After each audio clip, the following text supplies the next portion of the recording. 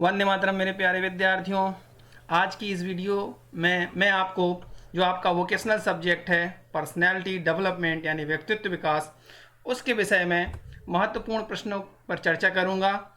इसके पहले मैंने सिलेबस पर वीडियो बना रखा है, तो वो आप देख लीजिएगा कि आपको सिलेबस में क्या क्या पढ़ना है।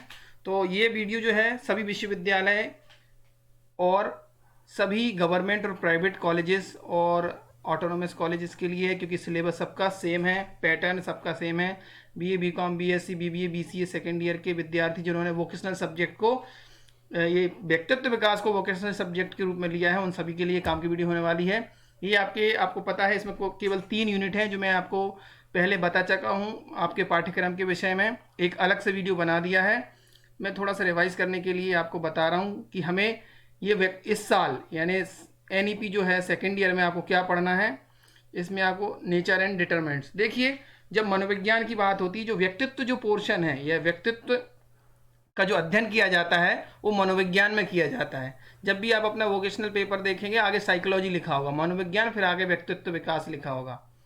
तो कहने का तात्पर्य है कि जो मनोविज्ञान का ये क्षेत्र है व्यक्तित्व, और व्यक्तित्व के अंतर्गत दो चीज़ें, मनोविज्ञान के अंदर दो चीज़ें होती हैं।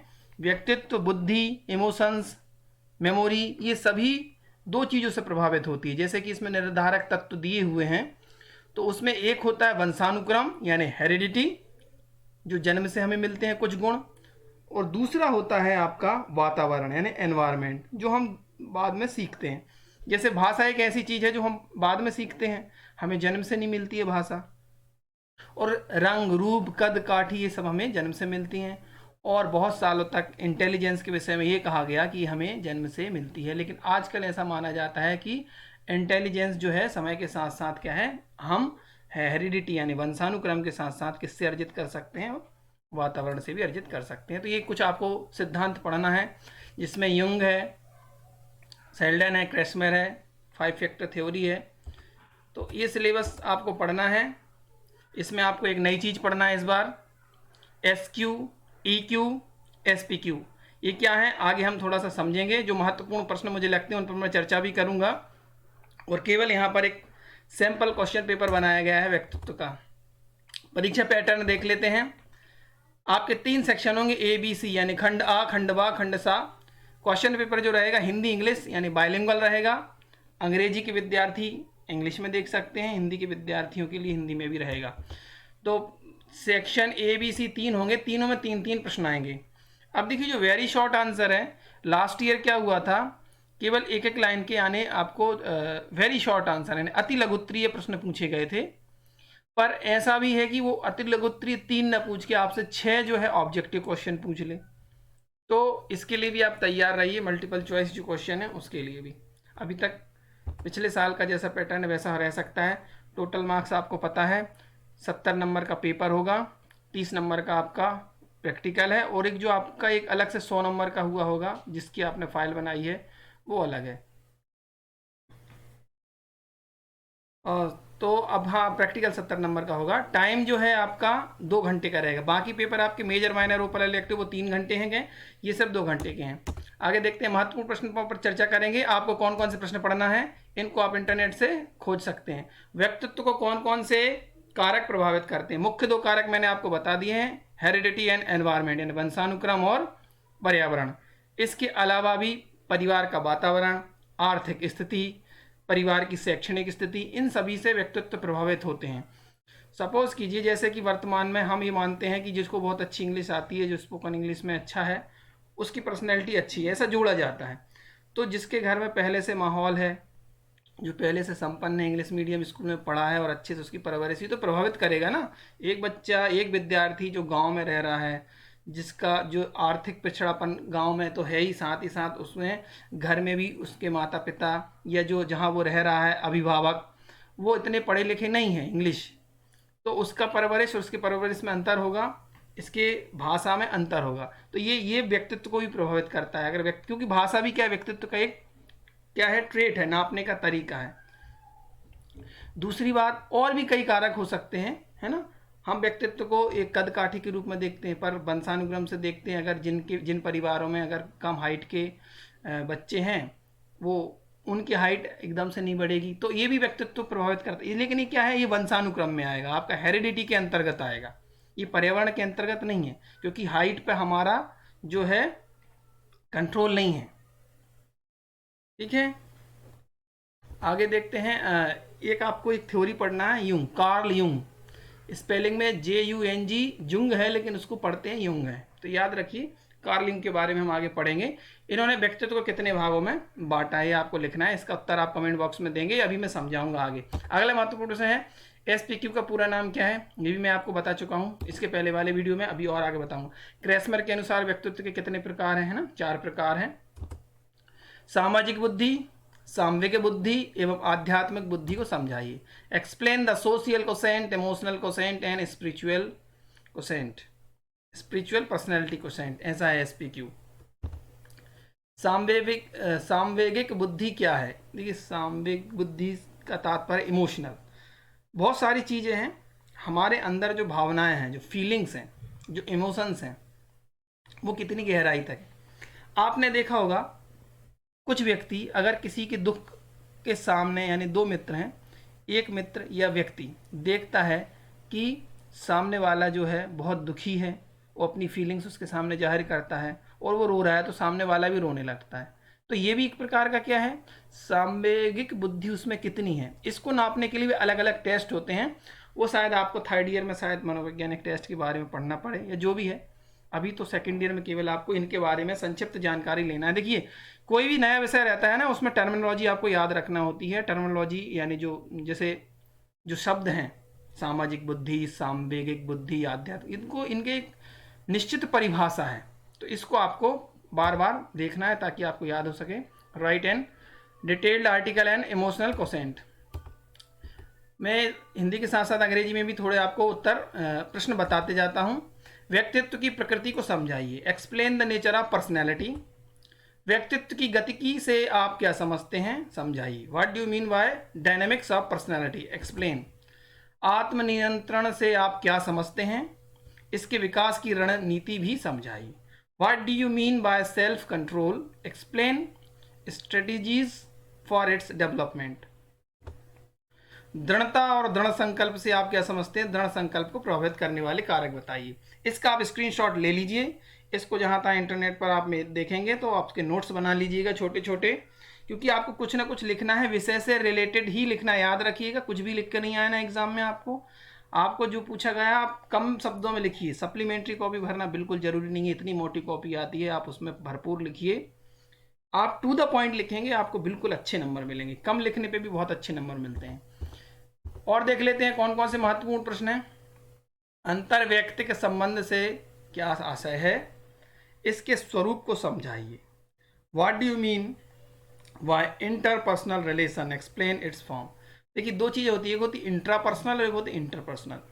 इंट्रापर्सनल का मतलब होता है हमारा हमसे ही क्या संबंध है, और इंटरपर्सनल का मतलब होता है आपका अपने मित्रों से, आपका अपने परिवार के सदस्यों से, आपका अपने बॉस से या जहाँ काम करते हैं उससे, या जो सोसाइटी है, जो मोहल्ला है, उससे क्या संबंध है। तो ये यानी ये लोगों से, यानी हमारा संबंध समाज के दूसरे लोगों से कैसा है, वो आता है इंटरपर्सनल रिलेशन के अंतर्गत। ठीक है, इसके स्वरूप को समझाना है क्या है।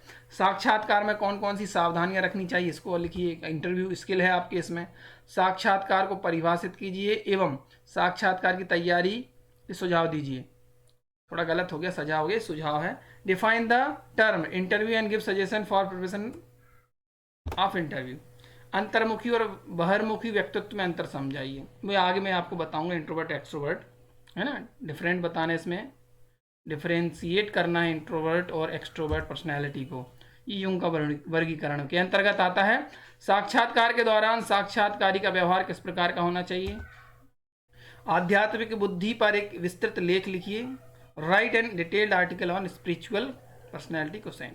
शायद क्वेश्चन रिपीट हो गया है, देख लेना आप, इसका भी स्क्रीनशॉट ले लीजिए। ये इंपॉर्टेंट क्वेश्चन है परीक्षा की दृष्टि से, इन पर आपको ज़्यादा फोकस करना है, आप आराम से अच्छे नंबर लेके आएंगे, 50% नंबर तो आएंगे। थोड़ा सा रिवाइज कर देता हूँ। पर्सनैलिटी क्या है, लैटिन भाषा में पर्सोना शब्द से बना है और पर्सोना शब्द का अर्थ होता है मुखौटा। ये आपको पिछले साल का मैं रिवाइज करा रहा हूँ। जब भी व्यक्तित्व की बात होती है तो एक व्यक्ति है, एक मनोवैज्ञानिक है आलपोर्ट, जिसकी परिभाषा सर्वमान्य है। व्यक्तित्व व्यक्ति की उन मनोशारीरिक व्यवस्थाओं का वह गत्यात्मक संगठन है जो वातावरण के साथ उसका अनुपम समायोजन निर्धारित करता है। Personality is the dynamic organisation within the individuals of those psychologist physiopsychological systems that determines his unique adjustment to the environment. 1937 की परिभाषा है। अब हम सेकेंड ईयर के सिलेबस में एक पंचकारक यानी बिग फाइव फैक्टर यानी या बिग फाइव फैक्टर कह लो या फाइव फैक्टर थ्योरी कह लो, ये आपको पढ़ना है। ये क्या है? समकालीन जो मनोविज्ञान है उसमें व्यक्तित्व के बिग फाइव कारक हैं। व्यक्तित्व के 5 कारक या डोमेन या आयाम जिनका मानव व्यक्तित्व को वर्णित करने के लिए उपयोगी माना जाता है, वे कौन कौन से हैं? एक है ओपननेस यानी खुलापन, कर्तव्यनिष्ठता, बहिर्मुखता एक्सट्रोवर्जन, सहमतता यानी एग्रीएबलनेस और मनोविक्षुब्धता यानी न्यूरोटिज्म। ये 5 जो पंचकारक है इसको आप स्क्रीनशॉट ले लीजिए, ये आपको लिखने को आ सकती है कि पंचकारक में ये 5 कारक कौन कौन से हैं, 5 फैक्टर ये हैं। और यदि पुनर्व्यवस्थित किया जाए तो इसे ओशियन या केनोए ये दोनों नाम दे सकते हैं। इससे O for openness, C for जो आपका लिखा है कंसिस्टेंशियसनेस, और E for extroversion, A for agreeableness, N stand for neuroticism. आगे देखते हैं 5 फैक्टर के आधार। ये आपको एक थ्योरी है कार्ल गेस्टॉल युंग की। ये जुंग लिखा है JUNG, जंग नहीं पढ़ना है, जुंग नहीं पढ़ना है, इसको पढ़ेंगे हम युंग। ठीक है, ये जर्मन नेम है। मनोविश्लेषण हालांकि आयरलैंड से संबंधित थे, कार्ल युंग है ना। मनोविश्लेषण सिद्धांत जो है संप्रदाय के संस्थापक 3 लोग रहे हैं, फ्राइड, एडलर और युंग। युंग फ्राइड के सहयोगी और शिष्य थे। फ्राइड के बाद मनोविश्लेषण संप्रदाय के कार्य को सबसे अधिक युंग ने ही आगे बढ़ाया था। 1913 में उन्होंने नए संप्रदाय की स्थापना की। ये आपको पॉइंट याद रखना है, 1913। और जो संप्रदाय या स्कूल की स्थापना की थी उसको कहते हैं एनालिटिकल साइकोलॉजी यानी विश्लेषी मनोविज्ञान, एनालिटिकल साइकोलॉजी। तो कार्ल युंग ने कौन सी साइकोलॉजी की शाखा शुरू की थी या प्रतिपादित की थी? तो इसको याद रखिए, शॉर्ट आंसर में आ सकता है एनालिटिकल साइकोलॉजी। ठीक है, युंग ने कई देशों के साथ साथ भारत में का भी भ्रमण किया और उसके भारतीय संस्कृति से वो प्रभावित था। अब युंग का जो व्यक्तित्व का वर्गीकरण है वो 3 प्रकार का, यानी व्यक्तित्व को 3 भागों में बांटा है उसने, 3 प्रकार बताए हैं व्यक्तित्व के। एक है अंतर्मुखी जिसे इंट्रोवर्ट कहा जाता है इंग्लिश में, दूसरा है बहिर्मुखी जिसे एक्सट्रोवर्ट कहा जाता है, और तीसरा है उभयमुखी यानी दोनों का मिला जुला रूप। अंतर्मुखी ऐसा व्यक्तित्व होता है, आपने देखा होगा कुछ व्यक्ति या कुछ बच्चे जो हैं वो क्या करते हैं, वो आपके आपस में बात करते हैं, यानी कि आत्म से बात करते हैं, खुद से बात करना पसंद करते हैं, पार्टियों में जाना पसंद नहीं करते, अकेले रहना पसंद करते हैं, सफ़र करते हैं तो एकदम किसी से जल्दी बात नहीं करते, जल्दी किसी पर विश्वास नहीं करते, है ना। ऐसे व्यक्तित्व रहते हैं जो मिलनसार नहीं रहते हैं, जल्दी दोस्त नहीं बनते इनके, ना वो दोस्त बनाना पसंद करते हैं, अपने में खोए रहते हैं। ठीक है, और दूसरा इसका अपोजिट होता है बहिर्मुखी। ये वे व्यक्ति हैं, ये वे लोग हैं, वे लड़के लड़कियां हैं जो जल्दी दूसरों को दोस्त बना लेते हैं।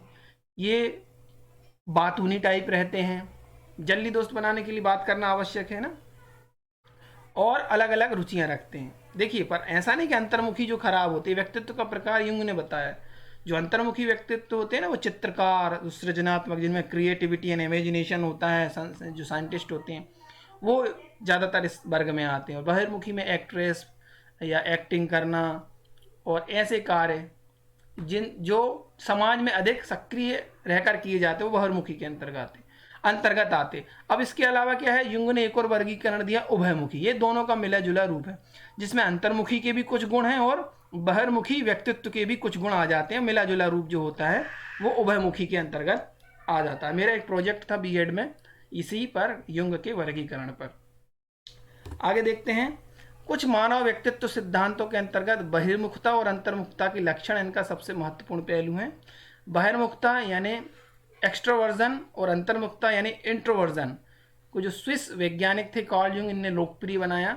ठीक है, जो मैंने आपको बात बताई, बहिर्मुख था, मिलनसारिता, बातूनीपन, ऊर्जावान व्यवहार प्रकट करती है, और अंतर्मुखी संकोची और एकांत व्यवहार को परिलक्षित करता है, जो मैंने अभी आपको बात बताई। तो यहाँ पर वीडियो समाप्त होता है। उम्मीद है आपका पेपर अच्छा जाएगा। अगर आप चैनल पर नए हैं तो सब्सक्राइब कर लीजिएगा, और अगर पहले से इस चैनल पर हैं तो वीडियो को शेयर कीजिएगा। हो सकता है इस वीडियो शेयर करने से जो आपके दोस्त हैं उनको भी लाभ हो सके, क्योंकि सभी लोगों तक ये वीडियो नहीं पहुंच पाती है। Thank you for watching.